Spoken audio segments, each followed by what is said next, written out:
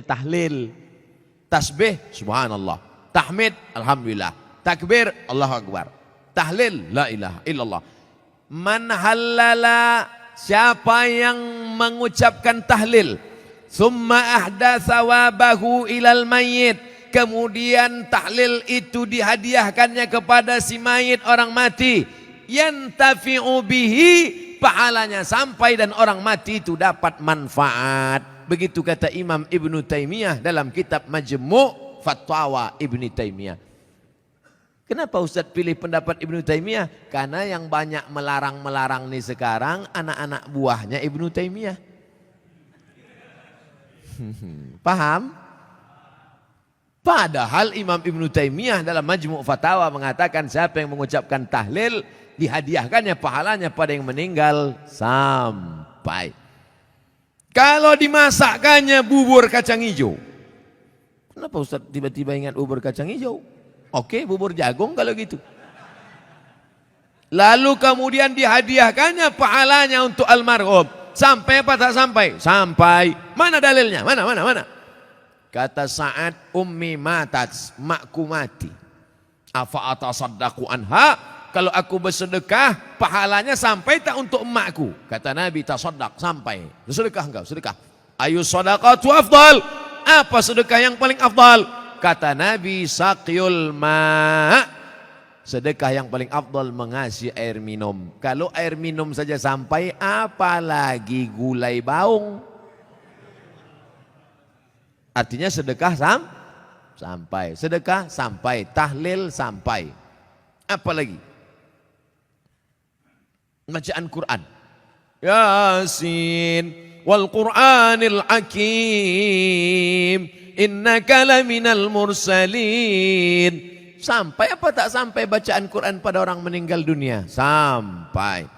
Bacaan Quran untuk orang meninggal dunia sampai. Mana dalilnya? Ketika Nabi SAW melewati suatu makam, diambilnya pelepah korma, ditusukkannya ke makam itu.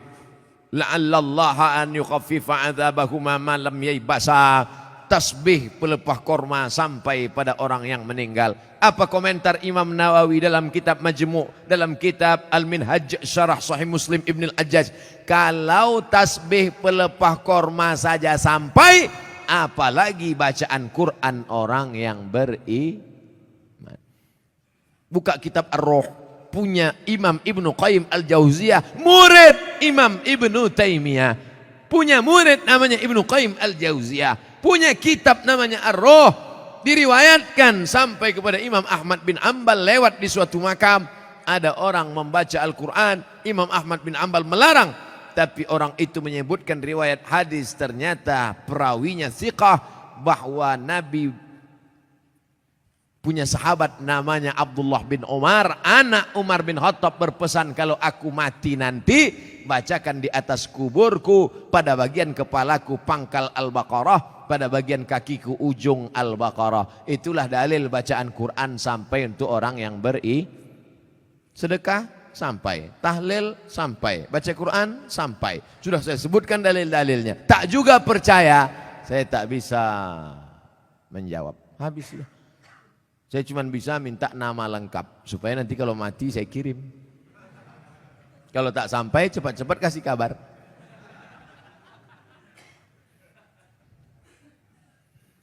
Mengazankan anak baru lahir itu apa dalilnya Pak Ustadz? Nabi mengazankan ke telinga Sayyidina Al-Hasan, anak Fatimah radhiyallahu anha, adzana shalah, bunyinya seperti azan waktu azan salat.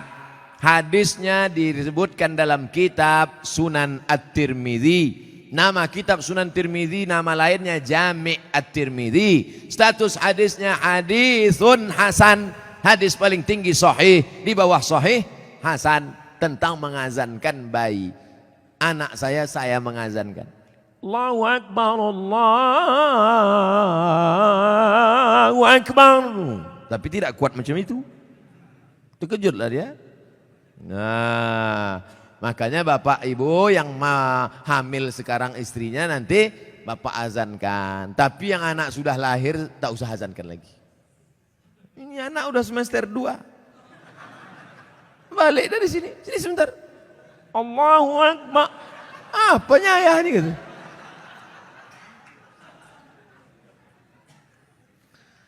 Saya mau tanya mengenai pernikahan uang hantaran. Bagaimana menurut pandangan Ustadz kalau si ibu wanita itu meminta uang hantaran mahar yang cukup tinggi? Ada tiga kemungkinan ini. Pertama memang mau bertanya masalah hukum. Yang kedua mau menyindir mak tua dari sini. Yang ketiga mau menawar. Perempuan yang paling baik, aqalluha mahran, yang maharnya paling murah. Wahai ibu-ibu, turunkan harga mahar. Sebetulnya yang menetapkan harga mahar ini wali, ayah. Tapi sekarang banyak ayah yang anggota isti, ikatan suami takut bini. Maka yang berperan sekarang ibu-ibu, matre. Banyak perempuan lebih mau makan di daun daripada makan di pinggan. Oleh sebab itu turunkan standar nih sedikit. Jangan nanti setelah dia hamil barulah na'udzubillah datang dia baik-baik. Idza ja'akum man tardawna dinahu, kalau datang kepadamu orang yang baik akhlaknya, wa khuluquhu, baik agamanya, fazawijuhu, nikahkan dia. Illa taf'alu, kalau tak kau lakukan, takun fitnatun fil ardi wa fasadun arid, maka terjadi kerusakan yang amat sangat berat. Tolong jangan sampai anak-anak muda ini besok buat baleho turun ke jalan, turunkan harga mahar, turunkan harga mahar. Kemudian jodoh itu seperti apa Pak Ustadz? Apa orang yang sudah menikah terus meninggal terus menikah lagi, apakah itu berarti jodohnya juga Pak Ustadz? Karena berjumpa orang berjodoh atau karena jodoh dia berjumpa?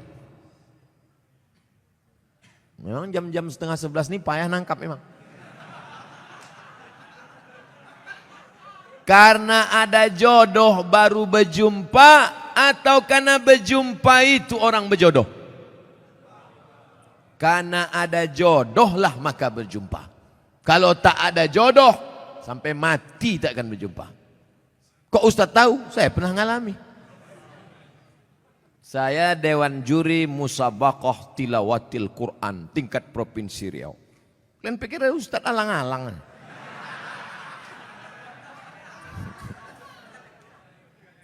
Waktu itu belum nikah.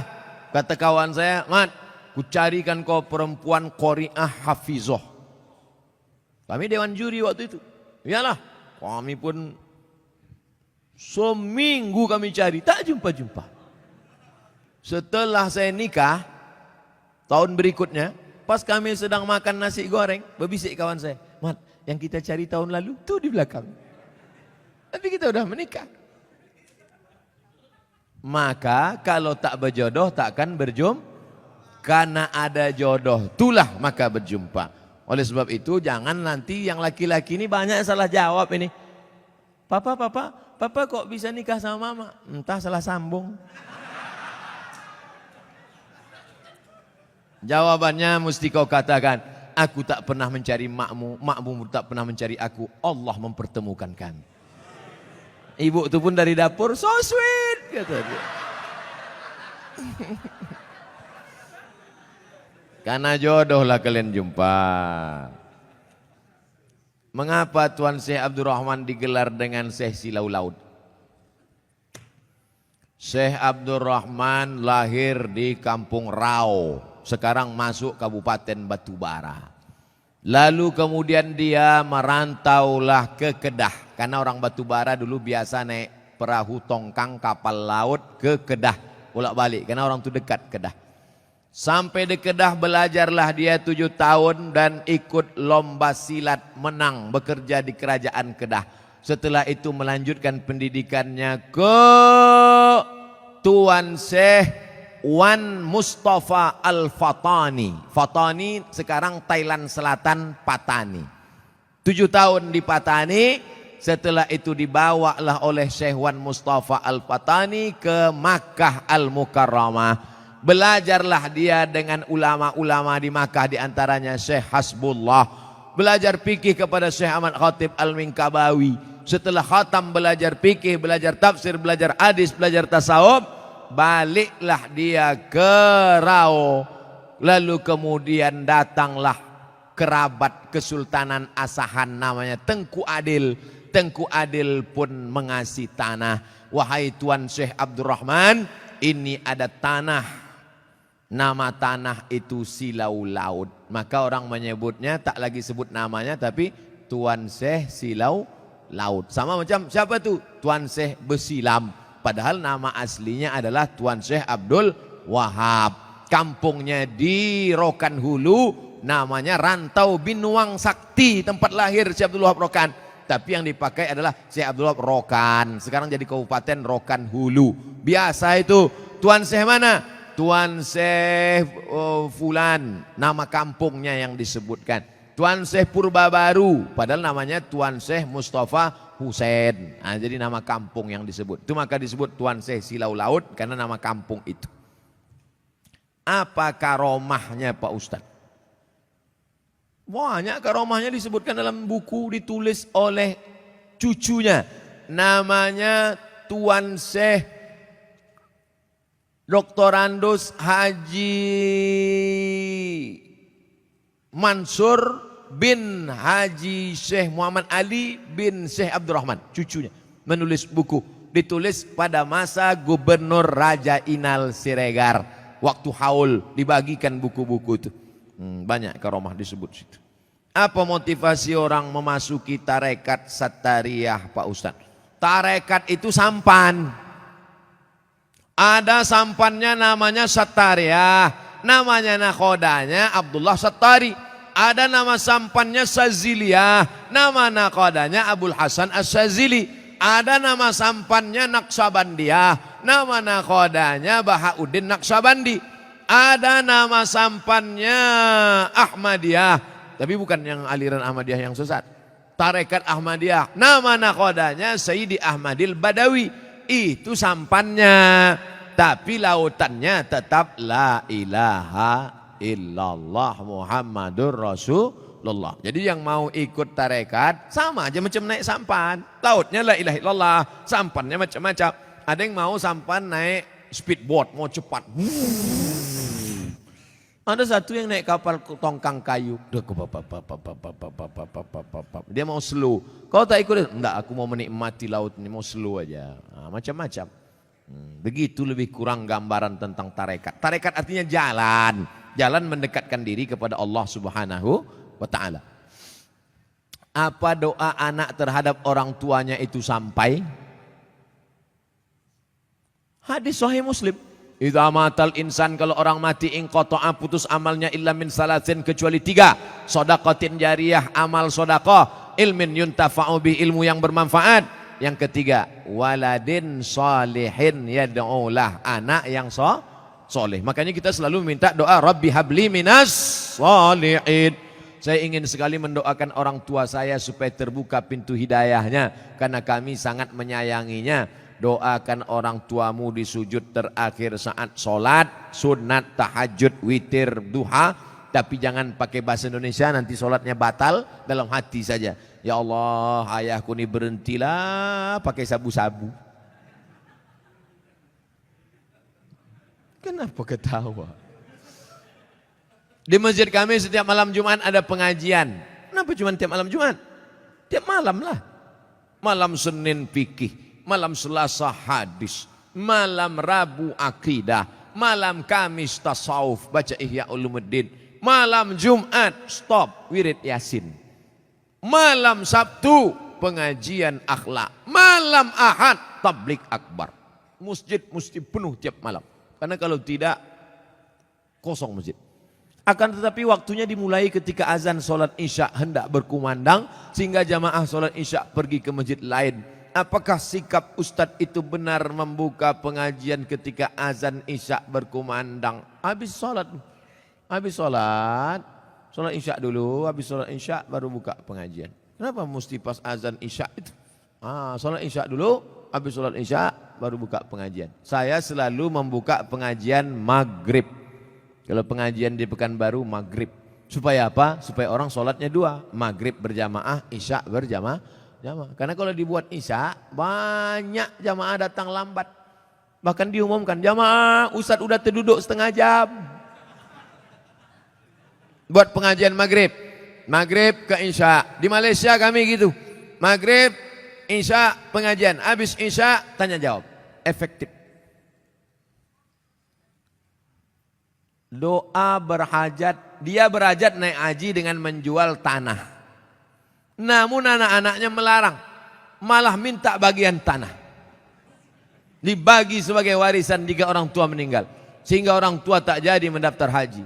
Bagaimana sikap orang tua dan sikap anak-anaknya ini? Desa kami banyak tanah ladang lebar-lebar Pak Ustaz. Oh, kalau dapat anak tak bertuah ini dah jadi. Datanglah emak-emak umur 70 tahun menggigil saya habis pengajian subuh. Ustaz, anak saya melarang saya karena saya mau pergi umroh. Dilarangnya karena dia katanya dapat warisan. Saya bilang, mestinya dia yang menggendong engkau sampai ke Makkah. Balik lagi.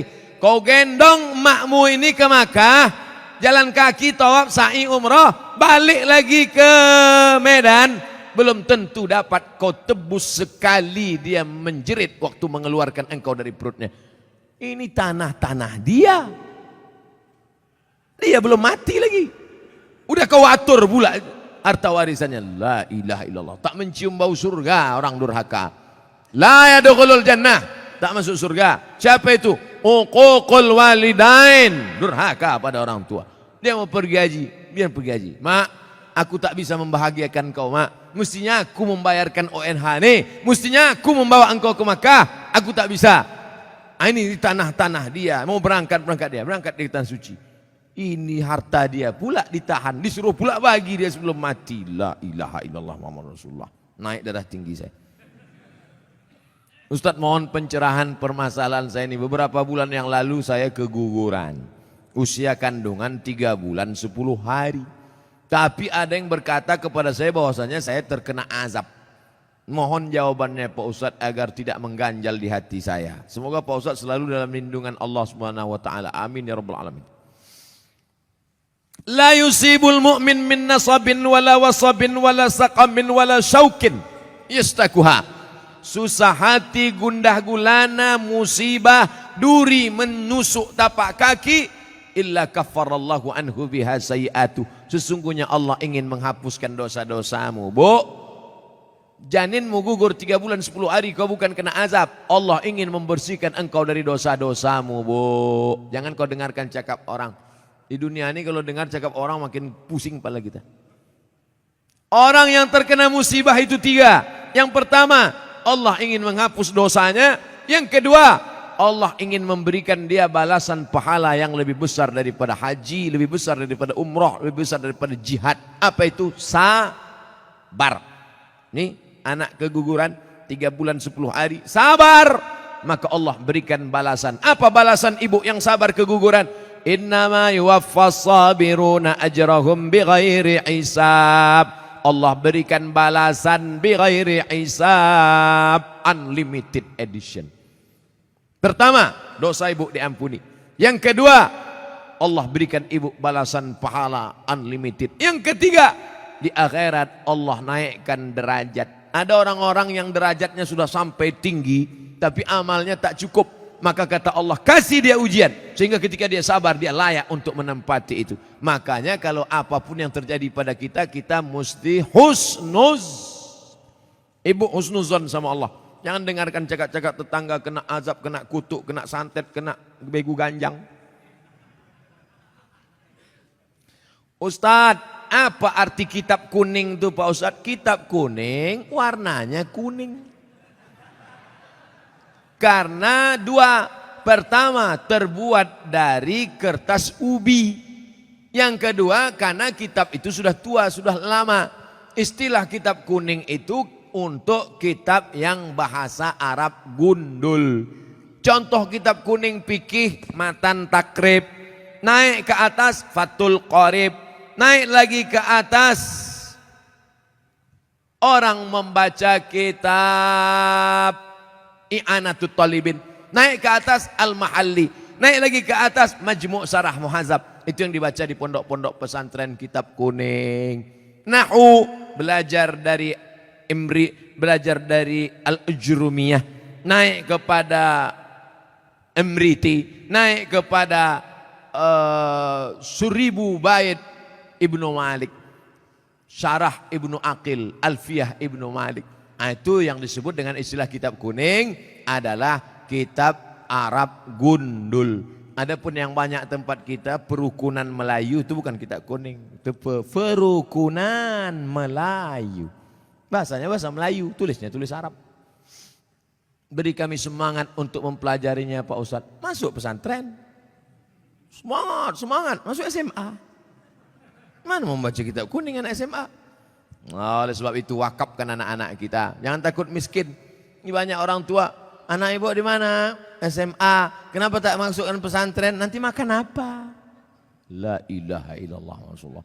Kisah nyata, true story. Mau mendengarnya? Tak mau pun saya ceritakan juga. Menumpanglah dia di rumah makciknya. Susah numpang di rumah makcik. Sekolah pesantren. Apa kata makciknya? Ngapailah kau sekolah pesantren? Nanti kau makan apa? Tengok abang-abang kau. Itu SH, itu insinyur, itu dokter. Malang tak dapat ditolak, untung tak dapat diraih. Hari berganti musim berubah. Apa yang terjadi? Sekarang makcik di hari tua menumpang di rumah keponakan yang sekolah agama tadi. Karena dia punya pondok pesantren dengan santri, sekarang keponakan itu yang bisa ditumpang. Adapun yang dibangga-banggakan tadi, satu pun tak bisa ditumpang. Dunia tak dapat, akhirat melayang. Saya tak melarang anak-anak jadi insinyur, silakan. Mau jadi SHMH pengacara, silakan. Tapi tetap basic pendidikan agama. Kalaupun dia jadi dokter, biarkan dia jadi dokter. Nanti dia akan jadi teman saya, partner. Kami akan berdakwah ke pedalaman. Abdul Somad ceramah, dia khitan masal. Tabligh akbar bersama dokter muslim. Khitan gratis. Daftarkan anak dan suami Anda. Nah, suami yang mu'alaf baru masuk Islam. Takkan mungkin saya motong pakai kampak satu-satu. Pengacara, bagus. Tanah yang diambil korporat perusahaan asing. Siapa yang membela? Mahal menyewa pengacara. Datang. Pengacara gratis dari Ikatan Sarjana Pengacara Muslim. Nah, ini penting. Pendidikan agama. Sanawiyah, aliyah, pondok pesantren. Adapun nanti kuliahnya silakan. Fakultas hukum silakan. Kedokteran silakan. Arsitektur silakan. Mudah-mudahan anak-anak kita semuanya selamat akidah Ahlus Sunnah wal Jamaah. Tadi dimulai jam 9, sekarang jam 11 kurang 15. 2 jam kurang 15 menit. Kurang-kurang sedikit, maafkan Allah. Di akhir majelis mari kita berdoa kepada Allah. Doa orang ramai soleh-soleh yang baik-baik ini dikabulkan Allah SWT. Ala hadhihi niyah wa kulli niyatin salihah. Al-Fatihah. أعوذ بالله من الشيطان الرجيم بسم الله الرحمن الرحيم الحمد لله رب العالمين الرحمن الرحيم مالك يوم الدين إياك نعبد وإياك نستعين اهدنا الصراط المستقيم صراط الذين أنعمت عليهم غير المغضوب عليهم ولا الضالين آمين. Allahumma ja'alil Qur'ana rabi'a qulubina. Jadikan Al-Quran sebagai penenang hati kami ya Allah. Allahumma ja'al abna'ana wa banatina min huffazil Qur'an wal hafizat. Jadikan anak-anak kami menjadi para penghafal Al-Quran. Allahumma sallimna wa sallimil muslimin. Selamatkan kami dan selamatkan saudara-saudara kami ya Allah. Allahumma a'izzal Islam wal muslimin wa akhdhulil kafarata wal musyrikin wa dammir a'da'aka a'da'ad-din. Allahumma ansurna 'alal qaumil kafirin. Allahumma ansurna 'alal qaumil munafiqin. Allahumma ansurna 'alal qaumil zalimin. Allahumma ansurna 'alal qaumil fasiqin. Allahumma ja'al hadzal balada baladan aminan mutmainnan ya'tihi rizquhu min kulli makan. Jadikan negeri kampung halaman kami ini negeri yang aman, damai, terbuka pintu rezeki dari segala penjuru ya Allah. Allahumma ja'al ikhwanana al-musabina minas sabirin. Jadikan saudara-saudara kami yang kau uji dengan musibah termasuk mereka orang-orang yang sabar. Alladzina idza asabathum musibah, ketika mereka ditimpa musibah, qalu, yang keluar dari mulut mereka, inna lillahi wa inna ilaihi raji'un. Ya muqallibal qulub, wahai engkau yang membolak-balikkan hati, sabbit qulubana, kokohkan hati kami ala dinik, dalam agamamu, wa ala ta'atik, dalam ketaatan kepadamu ya Allah. Allahumma ij'al salatana salatal khashi'in, jadikan salat kami salatnya orang-orang yang khusyuk ya Allah. Waj'al du'aana du'aal mutawarri'in, jadikan doa kami doa orang-orang yang warak, menjaga diri dari yang syubhat ya Allah. Allahumma rzuqna rizqan halalan thayyiban mubarakan fih, berikan kami rezeki yang halal yang berkah supaya kami bisa berinfak, berzakat dan bersedekah ya Allah. Allahumma dafa'na al-ghala wal waba wal fasya wal riba wal zina wal munkar, selamatkan kami dari malapetaka, bencana, musibah, segala perbuatan keji dan munkar. Allahumma khtim lana bi husnil khatimah wa la takhtim alaina bi su'il khatimah. Allahumma ja'al akhir kalamina 'inda intihai ajalina, jadikan akhir kalam kami ketika ajal kami sampai, yang terakhir keluar dari mulut kami la ilaha illallah Muhammad Rasulullah sallallahu alaihi wasallam. Rabbana atina fid dunya hasanah wa fil akhirati hasanah wa qina adzabannar. Wassallallahu ala sayyidina wa maulana Muhammad wa ala alihi wa sahbihi wasallam, walhamdulillahi rabbil alamin. Taqabbalallahu minkum minna wa minkum, taqabbal ya karim. Assalamualaikum warahmatullahi wabarakatuh.